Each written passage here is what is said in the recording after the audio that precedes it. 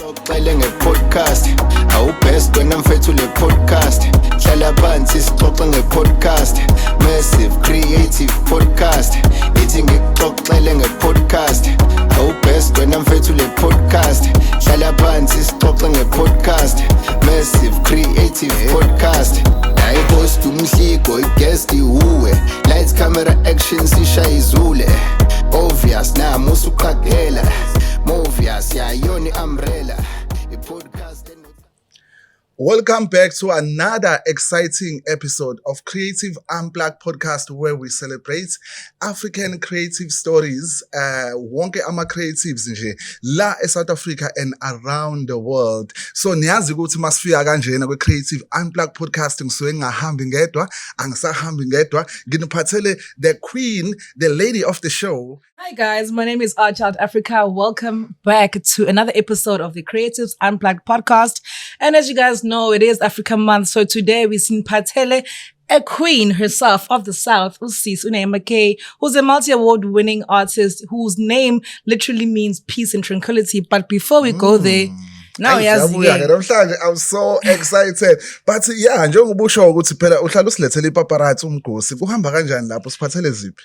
Ngicanga ukuthi have you ever noticed ukuthi uma khona into umuntu ufuna ukutshela yena, and rather start with the bad news, right? Yeah. Then ngama good news. Yeah. So unfortunately, we just found out ukuthi we just lost a legend in the industry, a multi-award winning artist and Oscar holder, Presley.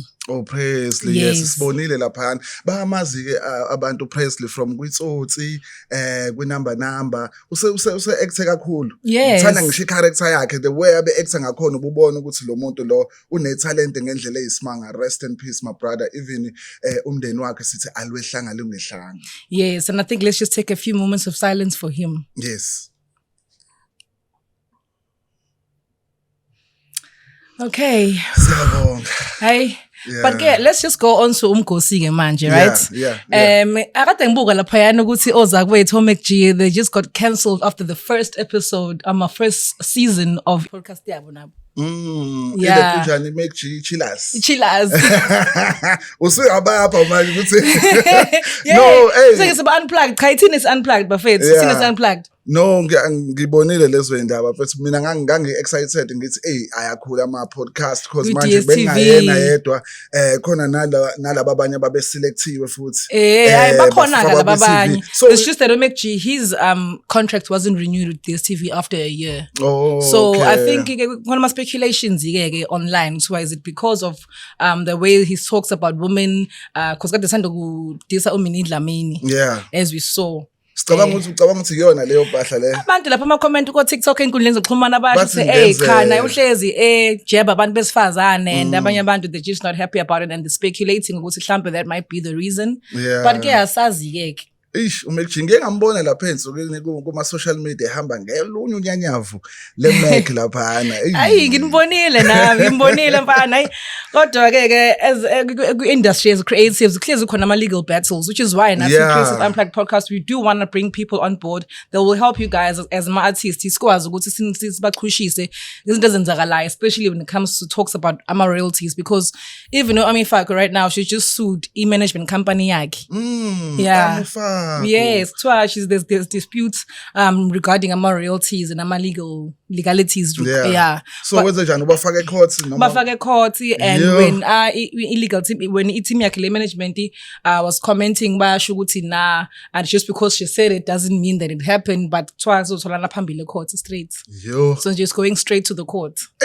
Lokho sohlala usilethela wona uyabona ukuthi abanye bayaboshwa ngala abanye kwenzeka izinto eziningi. Kwenzeka izinto eziningi. Nje bade ngisho ukuthi we are so excited as a Creative Unplugged podcasting nge-panel discussion ezobe ifundisa amaciko, ifundisa ama-artists amaningi ukuze bangayitholi bekwisimo esifanayo. Even ama-recording companies sicela ukuthi nje basondele abantu abazi ukuthi bana more insights nje basashilo ukuthi abantu abanjengoSambro abazoyichaza kahle lento about i-publishing, about i-registration yey'ngoma, yonke lento ukuze yonke into ihambe ngolayini.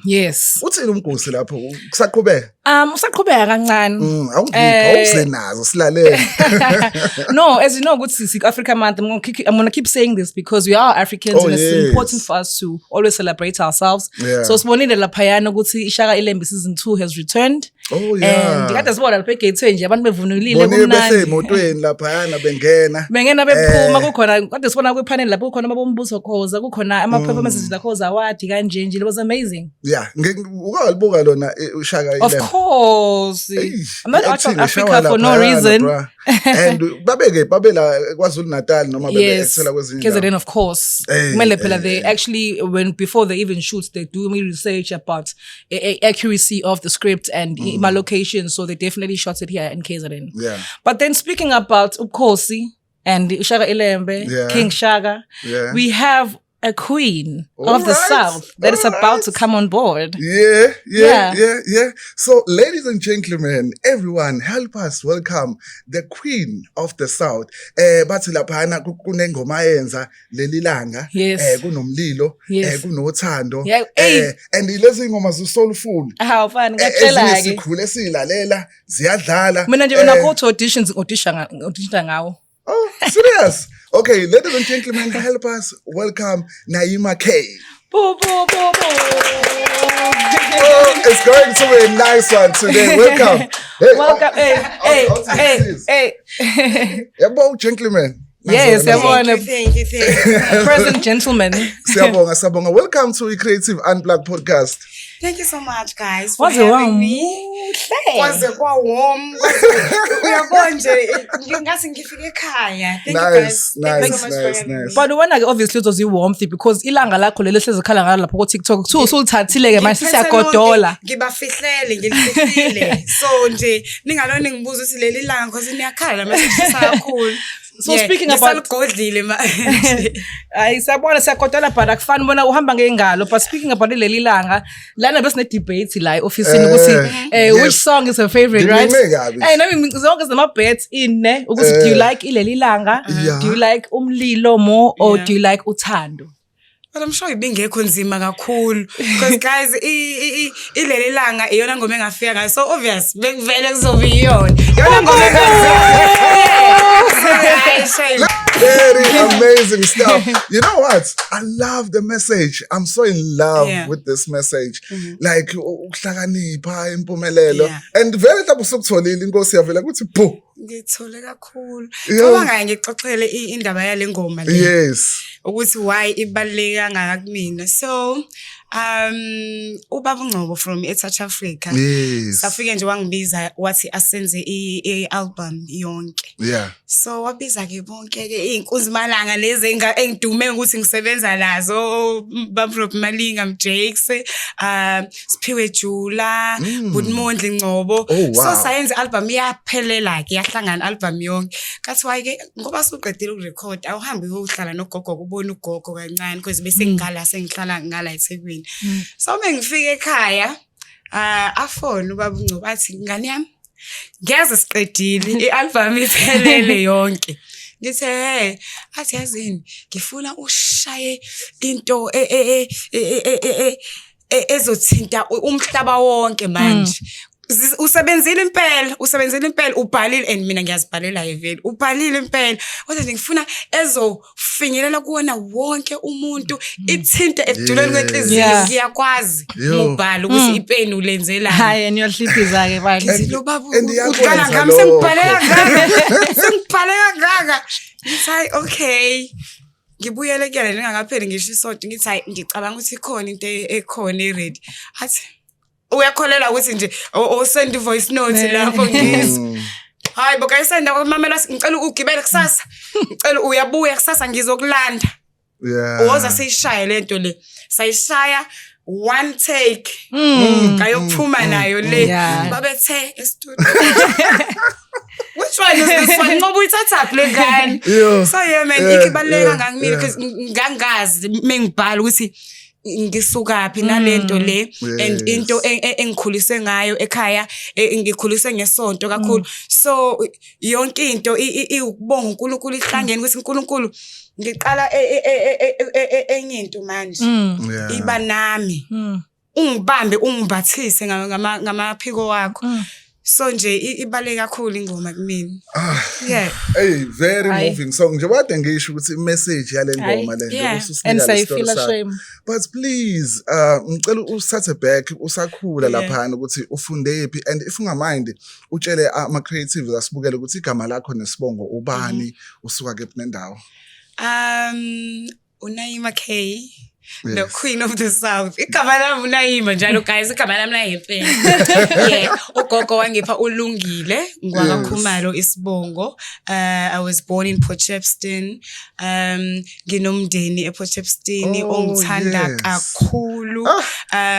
Ngikhuliswa ugogo ke ngesimo sokuthi abazali bami bese bengekho bo2 nje ngisukela ngimncane. Yeah. So ugogo uma wami, ubaba wami, ugogo wami, impinti yami. Wow. Yes, so nje ngikhule emndenini ongekho omkhulu kakhulu. Mkhulu kumndeni wami kodwa awukho omkhulu kakhulu yazazi into zomndeni. Abanye bakude because Yes. ugogo is from eSwazini, eMbabane. So nje abanye kuhlukene kakhulu Yeah. kodwa siyazwana kakhulu ngoba ugogo umuntu omndeni uyakwazi ukusehlanganisa umndeni. So nje sikhule thina nosisi wami omncane kunami, ubhuti wami, ingane yama, ubhuti wami DJ Semi K mdala ke yena kunami. So bese ngekho baningi bekusabazukulu nje kuphela. Yes, Yeah, yes, because ugogo yes. ingane zakhe zonke zo5 azisekho futhi nazo emhlabeni. So nje kuthina njengoba ngisho ukuthi ugogo, umama, ubaba. So yeah, Yeah. khule kanjalo ngothando olukhulu, ngenhlonipho enkulu,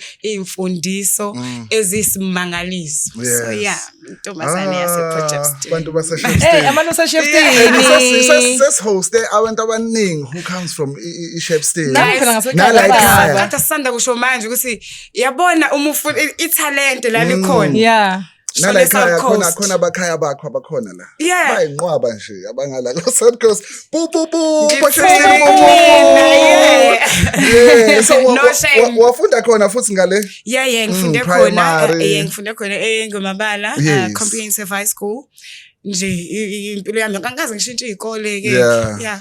So ubusuqalile wenza music maybe like you're into sports, choir. Esikoleni. Esikoleni, yes. Ngaziwa kahle njengomusic. Oh, Ngangingane nice. eyiphaphele, meke kuthiwa kuqala amaculo Kwi-assembly. mina ngizoqhuma.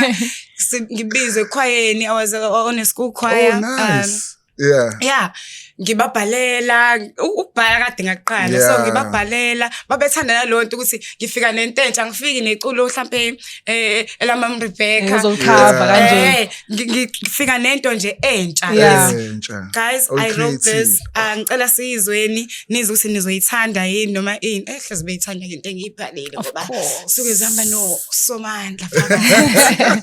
Kodwa ngibona ukuthi ukhona kodwa umuntu ongeke izeyithanda into oyibhalayo. Yeah. Because there's a feeling behind it. Yeah, I love it. So khona lapho during that time maybe recording anything noma recordanga during your school time maybe tertiary. Okay, my brother is a DJ. Okay. He's a producer futhi. Yeah. So ube ne studio vele esikhona endlini. Yeah. So nje into yo music ibihlezi khona ekhaya. So whenever he produces something ubengibiza.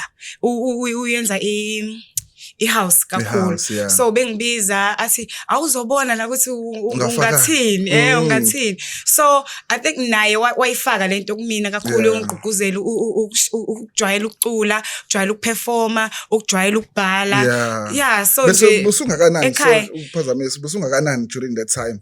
Mhlawumbe age. Eh, Like high school because or primary? ngangavunyele nokuthi ngingene emaclubini. Yeah. Oh, some Abakithi. Bangifihla kuthiwa hayi uzohlala kule khona. Nje ngangisamncane kakhulu because Yeah. even ngisase primary Yes. wayenza sihambe because wayengakabe naso istudio sakhe esithi yena. So Yeah. sasihamba nje siye ko Bhuti Siphiwe Jula, ngibazela nje vele ngasekhaya ko Bhuti Siphiwe. So nje ngangisamncane kakhulu. Yeah.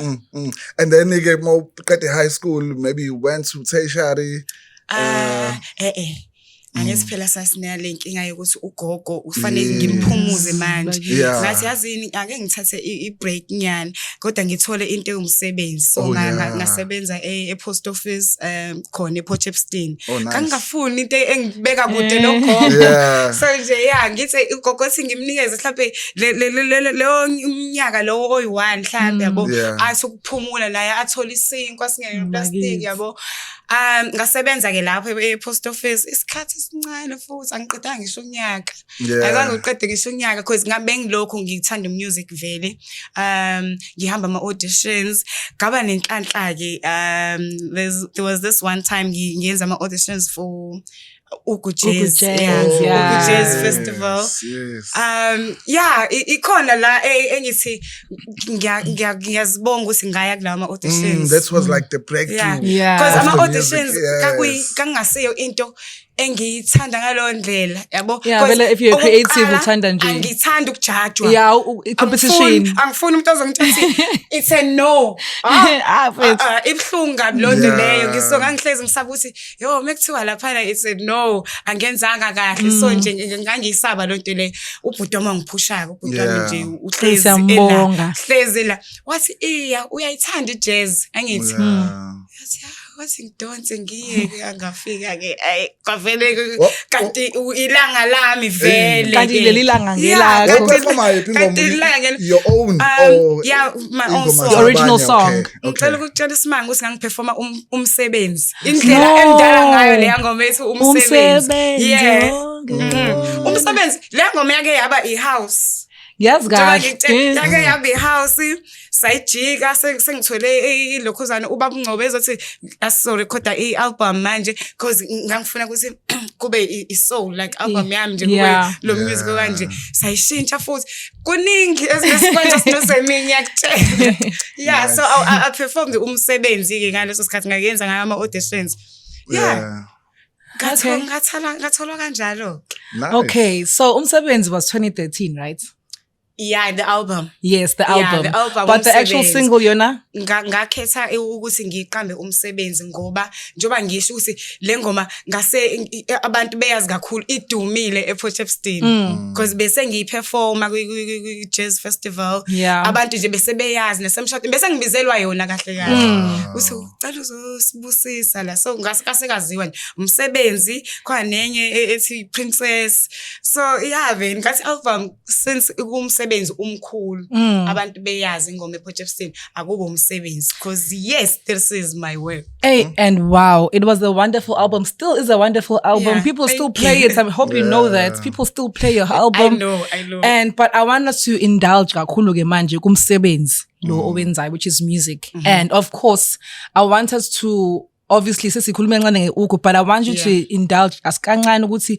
is that where you met ubaba uNgcobo I want to know the whole journey now ukuthi okay why my auditions after that wafika ubaba uNgcobo and then how did your relationship develop because we'd like to know that okay from ama auditions bangithatha bathi bazongisebenzisa like as a local artist Nyaka wami uqala nje ngiqala uperforma kulesa stage esikhulu esindume ezulu lapho ngisho umngaka nje nkosana so kahle ubaba uNgcobo ngambona ku pre-party angize kwakufike kube i pre-party ngayizolo the main event ngakusasa so ubaba uNgcobo ke ngambona ku pre-party ehamba nama the babes nomsawawa ngithi hey nami ngeze ngithole le thuba leli ngelinga kanti ngempela sekuyisikhathi sami uzongibona ngise stage ngiperforma lapho kuzongena ama the babes emva kwami uma ngehla nje stage uthene cani ngibizelele yangani then ngiye kuyena abuza ukuthi angincome ethi hayibo waze washaya kamnandi wakephi ngisho ukuthi hayi ngwakhona la ngiyi-local artist hey waze wacula kamnandi waze wane energy estage yonke into nje wangincoma ngithi ngiyabonga baba lapho ngiyamazi mina pheze ngimbonela le ngithi hey lo baba wase South Africa phela idume kakhulu futhi nje ePortchepston bayazi akekho umuntu ongafuni ukuze South Africa wonke umuntu nimeqala naye makusamele phela lapha ekhaya lakho lapho baba uyawuthanda ke vele umusic sihleze sithola italent eliningi ngale so angibuza sikhona yini la ngisayine khona ngithi angisayinanga ndawo umuntu oyangisize nje ubhuti wami naye okuku music industry uyena ohleze ngihlelela ingoma zami lezo zonke lezi ingoma engiyiperformayo that's okay mengekho umuntu ke ngicela ukuya kini and then wafika ekhaya wangicela wathi nje angifuni ukuthi kuyoba ngithi iartist lami kahle ngizo-adopta la ekhaya akuzoba nje ingane yami ngicela ukuthi ingane yami konke akudingayo ikhona mina ngisengubaba wakhe manje wangilethela ubaba Malinga ngiqala ukuperforma phambi komani umrof ukurekhoda ngangishake uvalo ngishake nginalento ukuthi ngiyasaba kodwa futhi ngifuna ukuthi ngishayelele isipikili man so nje ever since namanje ngisanobaba Ngcobo ngisase South Africa namanje. I would like us to give a round of applause to Baba Ngcobo kakhulu for finding you, and not just you. Not as a fan of my daughters are. He's very protective over the young people in the industry.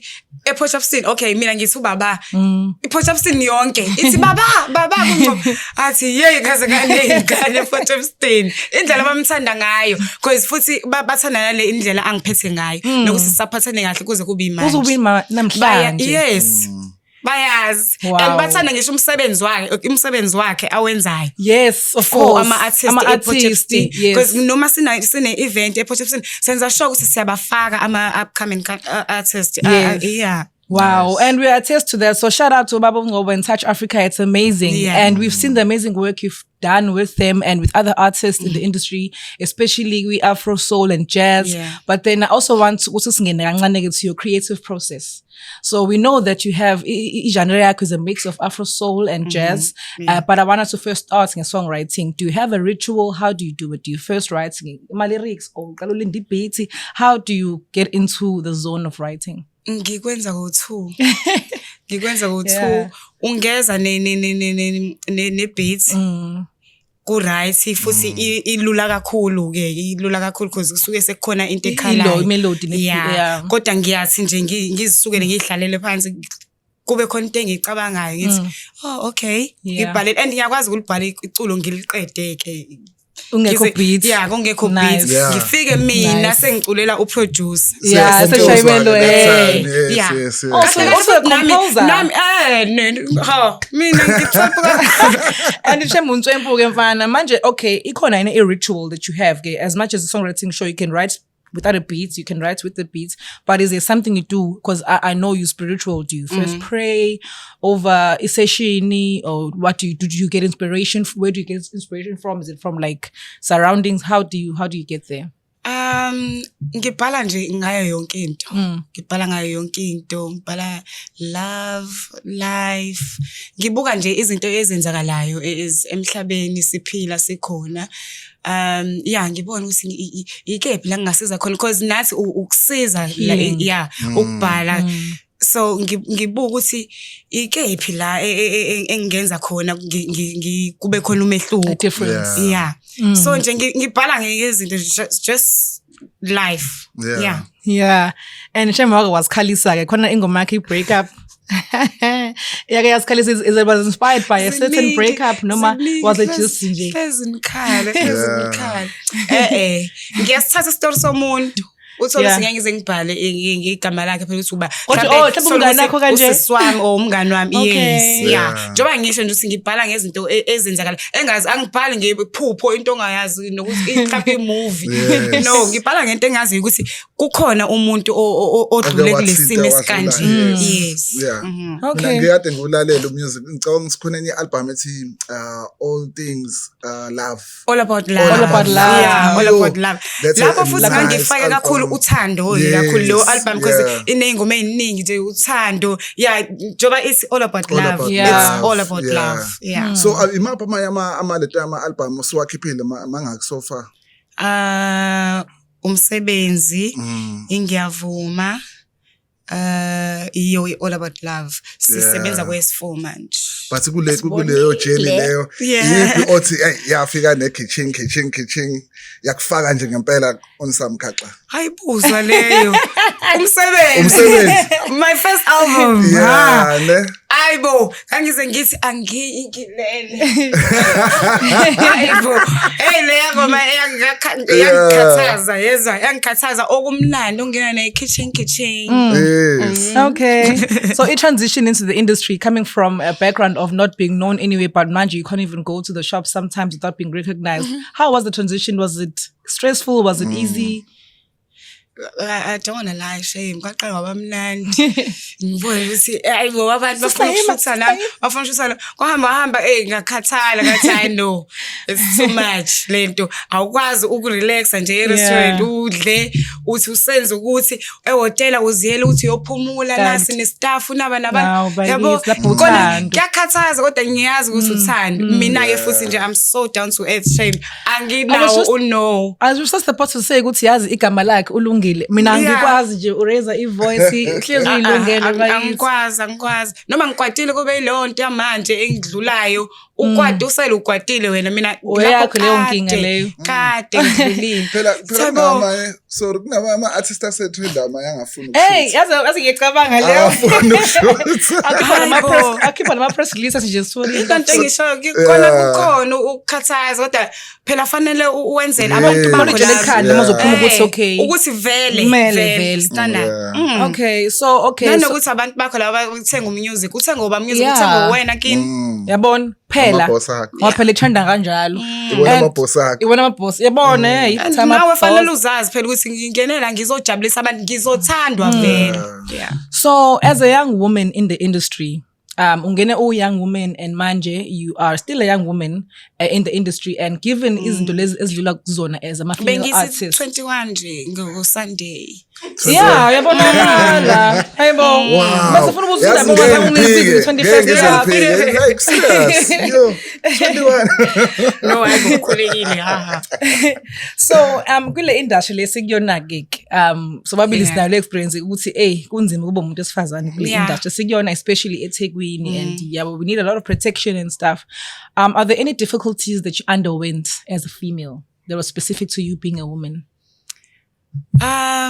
Yazi shame ngifuna uqamba amanga angikaze ngibone lutho the reason why ukuthi ngifikele kubantu asebeyihambile kakhulu lendlela so ngivele ngafika kuthiwa kuno Kelly Khumalo kuno Babrobi Malinga abantu abadala asebeyazi ngempela lendlela le ngithi ngiyahamba ngihle no Babu Robi ngifike khona osisihlahla yabo for me mafika izolo so ngithole kakhulu izeluleko ngingakaqali nokuqala abantu bengakangazi nokungazi singakakhiphi ngisho i-album lesikhathi sisarecorda nje so ngifikele kubantu vele abavele basheshe bangibamba akukho oningi ngathi ngikhala ngalo nekhaya engifikele kulona eSouth Africa ngifundise kakhulu begcwele ama artists anothando kakhulu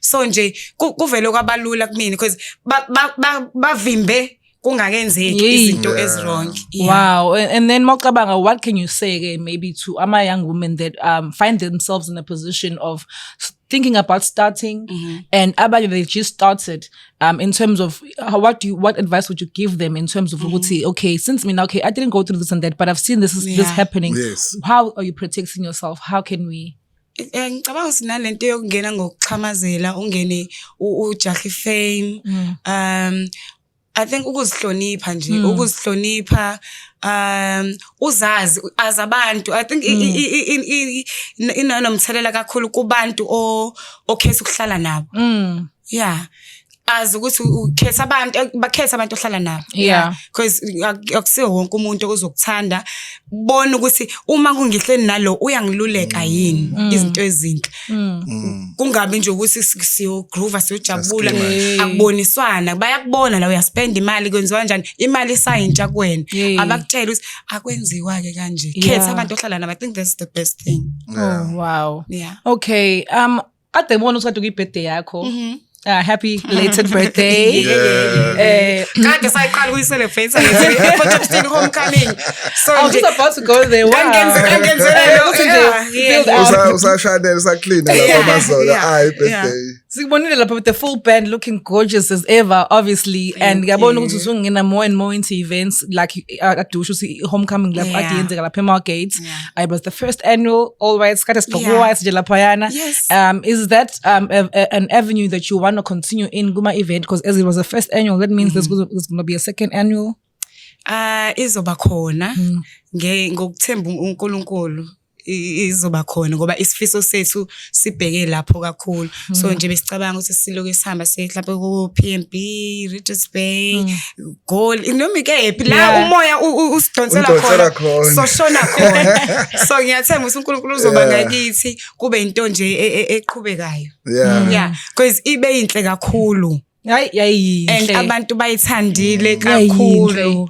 And kade ngisachazela umhleki ukuthi actually nami I was part of the recipients kade ngoba desisho ukuthi and we want to bring abantu abanjengoKumisa and the event yakho was partnering with Kumisa and it helped ama local artists to find a platform as nathi ama upcoming underground sakwazi ukuthi sibe lapha stage and perform and get paid. So I think that's amazing ukuthi is being designed. Ena uhlonipha yona umcimbi.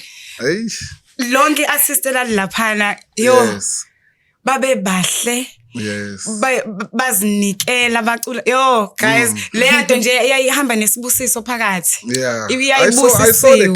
iyayibusisa kakhulu uthanda from Kumisa and it was so beautiful. Ngibonile recently I think benenza ama rehearsal njengamanje khona eKumisa busy ngilungiselela something ozayenza recently so bengenza birthday nice so bengiyoculela abantu bami kahle kahle ngebirthday yami. So award winning ngifuna ukuzwa mina la kuma awards ukuthi yipi eyokuqala wayiwina lapha amasama amasama lapho wawina best newcomer lengandeleba best newcomer and then waphinde wathatha kwimetro ama metro awards nakhona best female but lapha wona nama nominees amaningi imapha amanye ama nominees o nominate okona best female best Afro best Afro nice wabangena ngokuceleba but I think I was nominated like 4 times. Okay so akhona amanye ama awards mhlawumbe siwashiyayo amanye okawawina akhona umasipala ngase Potchefstroom lawa nje yazi kube sicabangile guys ilawa engwathatha ngafaka ngiwabeke sicabangile ngabahleli la ngiwabeke ekhaya nesithombe sehle kanjani ngisithola manje guys ngikhohliwe bengithi ngizosithatha ngempela ngisifaya emotweni ngasikhohlwa ngiyiqueen futhi kusendele sibafakele babona usuwenza umsebenzi omkhulu kakhulu ngizwe usukhuluma ngepresence yabo obabo uRobi Malinga. How was the experience working with that legend studio time naye nje how was it? Umalume wami kwakuyimpintshi yami kwakuyi-rockstar yami lalela wangikhulula lo muntu e-studio silalela mina kungazongisaba la ngoba uthi uRobi Malinga lokungithithizela la habo ngenzela ikhofi futhi manje wangenza yabo benomJakes bangenza ngakhululeka kakhulu angikaze ngithi ngaze ngabasaba labantu nje ngifika ngingaka-record ngisho ukurecord eshayela ama-jokes uMalume Robi umuntu umuntu onjalo ke nje vele umuntu wama-jokes athi isigebengu wena yabo nje uthule kanje ngiyazi ukuthi ufihla induku ekhuleni so nje wayenzela lokho ukuthi ngikhululeke ngingathi sengihleli nobaba-ke manje fanele kuloko kuyebo wangikhulula nje hawu because I'm just looking this experience yawo lama legends ukukhuluma nango from komafikizolo uNhlanhla naye nje ukusebenza naye kwakuyisibusiso ikhona ingoma Yeah. enyenze nayo. Ayikho ingoma Kodwa kodwa sayidinga. ukangigqokise nje Nice. kakhulu sifika nje wayengistyle ethi ngeke lengane ifuna ngoba umusic kwayo ula Soulful. ukhulile cela ukumgqokisa kanje alethi impahla Yeah. engiyibona Yabo. and then vintage yenza amanga hayibo Yo. akudlaliwe And then Kanjiwe. kuzoba umlilo. Ngicabanga ufeature show ukhele yakhele khumani nayo leyo njengoba ngisho nje ngibabala bonke noZahara ngafika uZahara naye esarekhoda Oh, ngamthola naye engakakhiphi lutho esarekhoda naye futhi Yeah. so nje njengoba ngisho ukuthi ngafikela mina kuvele kubantu abakhulu abangaka Yeah. hayibo And nje ba-nice. ngibusisiwe njengoba ngisho ukuthi bangenza ngakhululeka Yeah. That's so amazing. Yeah. Cabanga ngibone enye into ngathi mina what you also do the activism work. Ave ngothanda umsebenzi Hayi, into osiza zakhe umphakathi. kumshiko. Yeah. Osiza iyouth oqwashisayo because now mangithi ngiyabheka Queen of the South kunethobe eniyenza lapha yana about amantombazana ahlukumezekile. Yeah. Kwakuhamba kanjani? Sekwanele Thobe. Yeah, sekwanele Thobe. Yeah. So i foundation ekanjani? yeah it was about GBV. Oh nice. Yasayenza yahamba kahle kakhulu bayithanda abantu kakhulu nayo yabona njengoba ngisho sisazoqhubeka nalezi zinto lezi because ziyawujabulisa umphakathi ziyawufudumeza futhi umphakathi ziyawuhlanganisa futhi nayo enye yezinto esisazoqhubeka futhi nayo kakhulu bayithanda kakhulu abantu. So you normally bring abantu abadumile khona noma usebenzisa italent elikhona noma kuba nama talks abasenzile bengithathe wonke umuntu okhona engasebenza naye uthi eyiphi album from the first album to the third album so nje kwakhona wonke umuntu okungizwe ngithi ha naye so babe khona bonke ontando osicelo gowan nje ngangibambize bonke nje. Yes. Yeah. I think this is a nice initiative because my izinto enjengalezi kumele sizenze more Yeah. for youth for amaciko ukuthi bafunde something from thina esesihambile nanokuthi kuyayiqoqa kakhulu youth ukuthi ingabhoreki ihambe iyoganga Yes. kuyayiqoqa kakhulu. Yeah. So please continue and doing the amazing work le owenzayo and team yakho nje bade sisho ukuthi waba nenhlanhla wakhuliswa ubaba esimazi ukuthi usebe negalelo kubantu abaningi ku music industry. Yabo leyo. So nje uqhubeke kanjalo nomsebenzi omuhle. Ngicabanga ukuthi today uzozwisa something kunengoma entsha ekhiphile ethi kumnandi. Yes, featuring uZolani. Yes. Very talented guy. Yo. Yeah. Niyalisebenzisa ipeni le ngoma ibhalwe ngendlela different yabo ukuthi angani noma mina yini it's so different yabo uma uyilalela it's like it's ingoma ehlukile kunezinye okuzizwe even i-structure sayo nangendlela ekhuluma ngayo it's so poetic you know uZolani wrote the song. Yikho uyizwa inalento i-sound engathi ithi ayibe yintsha kunayini ngathi yaphuma emnandi uthi hayibo uzwe enye sound manje kunayimi uthi yabo hayibo kwamnandi ke futhi nalokho kwayona kumnandi. Yeah, so he wrote the song wabese wathi angizibhalele ivesi lami ngoba phela nami ngiyayithanda ukuthi into yami ngiyibhale phela nami I'm also a songwriter so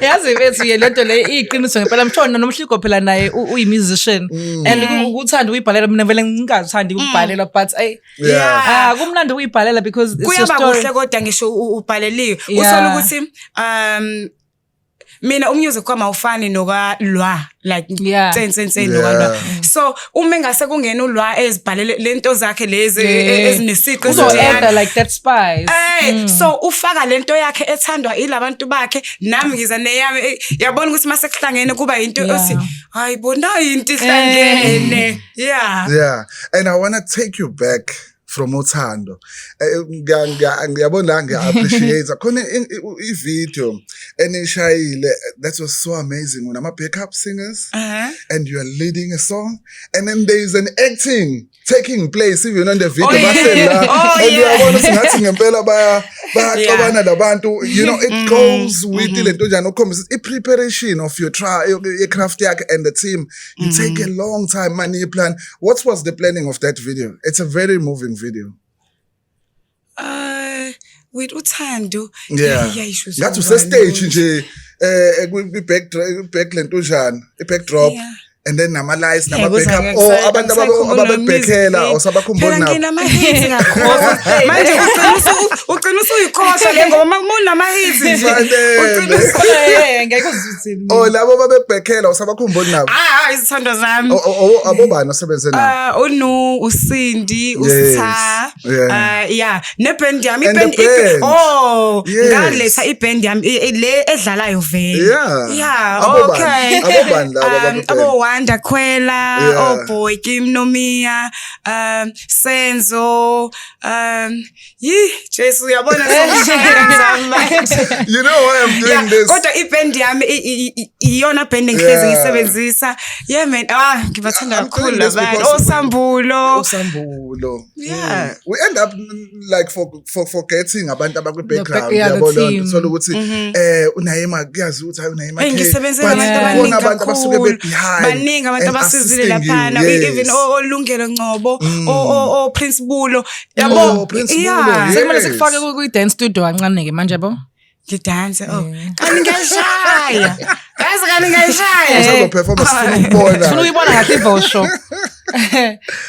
Lalela phela mina vele ubaba uNgcobo engibona stage njengoba ngisho ukuthi ngangenza ihouse Wakusayini, So, wakusayini. ngangishaya Nyoka, nyoka. lokhuza yini lento Ithola- ayimanyisa Manyisa. hayibo wangithola vele Hey, cha sikhulile guys.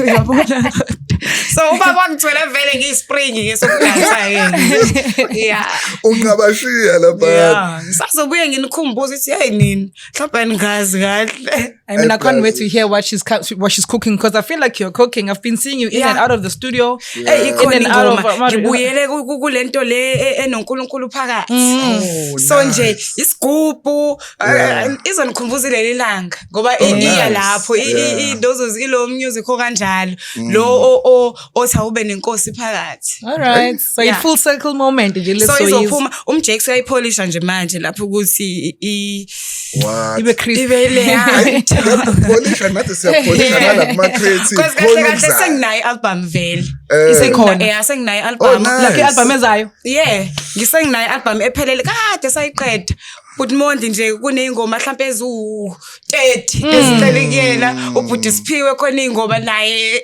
eziningi so nje isikhwama sigcwele Manje kuba nzima kodwa ukhetha because I'm sure ama-hits wonke lawo. Wenza kuba njani uma nzima. ukhetha? Kuba nzima siyahlala phela ne-team angise-team ikhonela yona Axatshana. lonto leyo ngibuzwe nami because ngifanele ngibe ne-say kakhulu Yeah. ukuthi eyiphi wena obonayo ukuthi yabo Yeah. yeah This so is kodwa moving. kuningi esikhwameni Yeah. and ngithembisa okumnandi kodwa Nice. kuyakhalwa kuyadanswa So soba ne-bipolar kahle kahle. uyakazi mina-ke mase Yeah. ngikhiphile ukuthi kwenziwa konke That's very Yeah. nice. So I like today mawusivala la ekhaya kube ne-chance yokuthi uzizwise anything ngocabanga yiphi ingoma ongathanda ukusisa yona. ave ngithanda phela ukungiculisa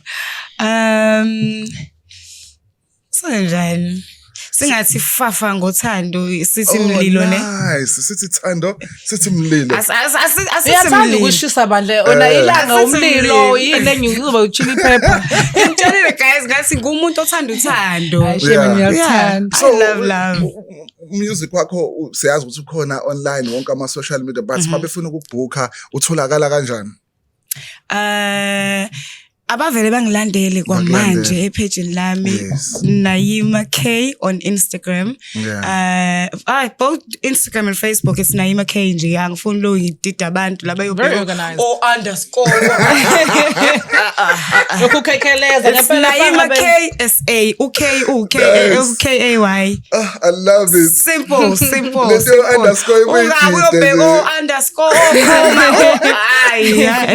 siqala udabeni la so bazobona laphana kade ngisanda kuphosta futhi ke ukuthi for bookings ningithola kephi kodwa ngingaphinde phela ngiyiphinde yeah So babhalela nalapha futhi ikhona nala. ibhaliwe nalapha Yeah, phezulu nathi nje Yeah. kukhona so ngiyajabula kakhulu kwazi kwamnandi namhlanje. Yo. Umuntu ongaka-subscribe ke angazi ukuthi ulindeni please ningakhohlwa ukungena lapha ku YouTube and press like and follow uNaima and Yeah. follow even uAchild. Yeah, guys, my name is Archard Africa. Again, Liana, a Creative Unplugged podcast. Please do follow us. And Nami, if you want to follow me, it's at Archard Africa across all social media platforms. enye ingane enetalente Yeah. ezobe director music video wami ke lo wale ngoma engisho ukuthi ishisa ikhotha Ubani lo? uyalusini South Africa. Hey, kodwa usho ukuthi Are you allowed to announce or not? Oh, it's nice. No, ukusayipusha into just soyenza. Yeah, well, the cat of the bag. Yeah. In choreography, Bafisa ukuthi abantu balindeleni. So iyona enye into yazo le esizoyenza manje. Yeah. Nice. Yeah. Hayi siyabonga kakhulu. Asiphumeni kanjena.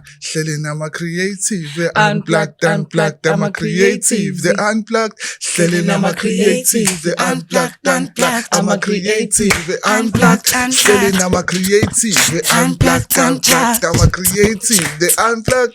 Hleleni ama creative, the unplugged, ama creative, the unplugged.